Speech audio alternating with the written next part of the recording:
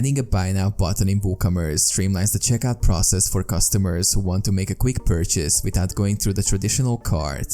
Here's a step-by-step guide. Log into WordPress dashboard. Access your WordPress admin panel. Install and activate WooCommerce. Ensure that the WooCommerce plugin is installed and activated. You can find it in the plugins section. Configure basic settings. Go to WooCommerce Settings. Configure essential settings like currency, shipping and payment gateways. Enable one-click checkout. In the same settings menu, navigate to the Advanced tab. Enable the option Enable AJAX Add to Cart buttons on archives. Add custom Buy Now URL. Edit the product page for the item you want to feature a Buy Now button. Add a custom URL that includes the product's ID and the Buy Now parameter. Customize button text. If desired, you can customize the button text by adding a code snippet in your Teams Functions.php file or using a customizer plugin. Save changes.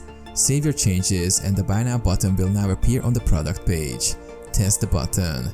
Verify that the Buy Now button works as intended by completing a test purchase.